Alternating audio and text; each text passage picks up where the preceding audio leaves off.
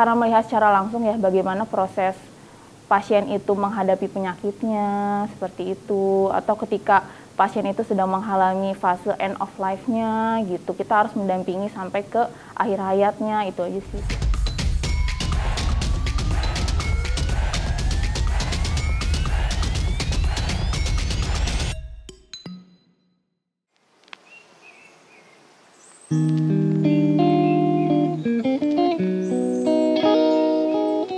Saya Selita Resening Tias, bertugas di ICU RSUI sebagai perawat intensif.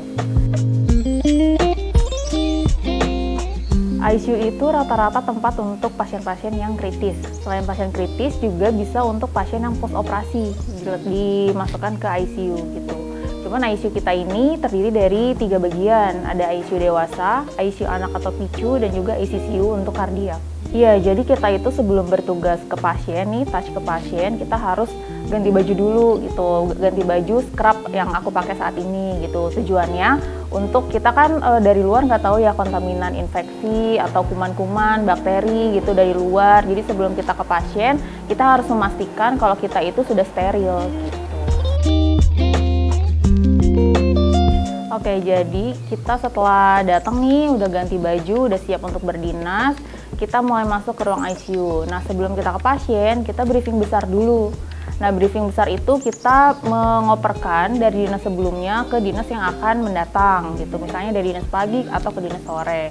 Nah, nanti di dinas sebelumnya itu menjelaskan ada berapa total pasien, ada berapa pasien yang butuh observasi, dan ada berapa pasien yang reservasi akan masuk ke ICU.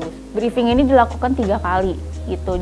Jadi dari peralihan shift, misalnya dari pagi ke sore, sore ke malam, malam ke pagi, itu kita pasti briefing besar dulu. Setelah briefing, kita dibacakanlah pembagian pasien gitu. Biasanya dibacakan oleh PN atau primary nurse.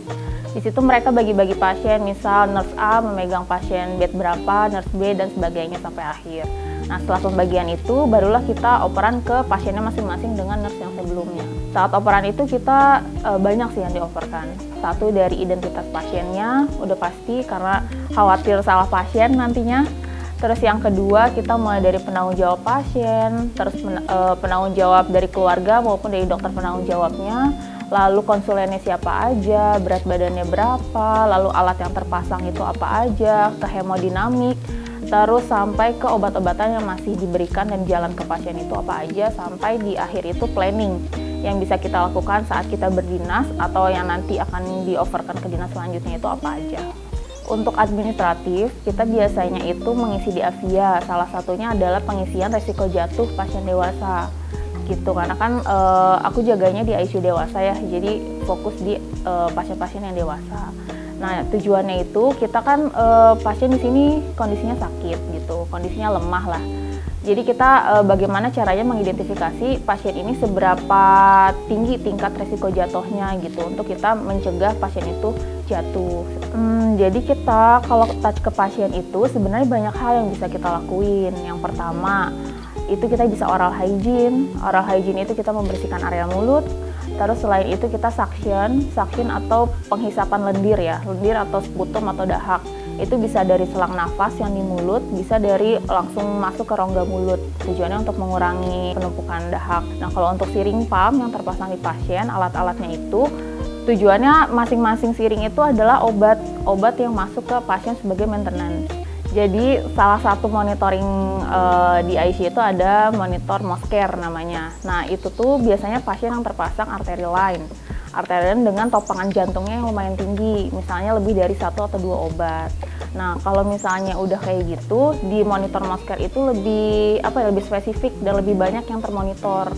Kalau untuk ventilator kita bisa berkolaborasi sama dokter, baik itu dokter GP atau dokter jaga atau dokter anestesi yang visit. Ketika kita udah selesai dinas, itu pasti operan ke shift selanjutnya. Misalnya dari dinas sore, aku dinas sore, shift selanjutnya dinas malam.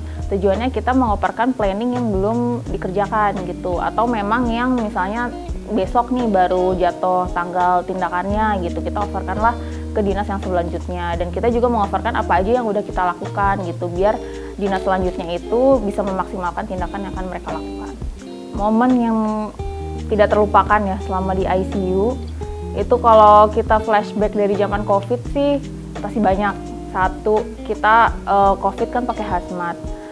Waktu zaman COVID tuh bener-bener bisa lebih dari 6 atau 8 jam kita pakai hazmat di dalam, apalagi ketika kita menghadapi pasien-pasien yang sangat kritis dan sedang ada di fase end of life-nya gitu. Bener-bener kita mendampingi sampai akhir kan.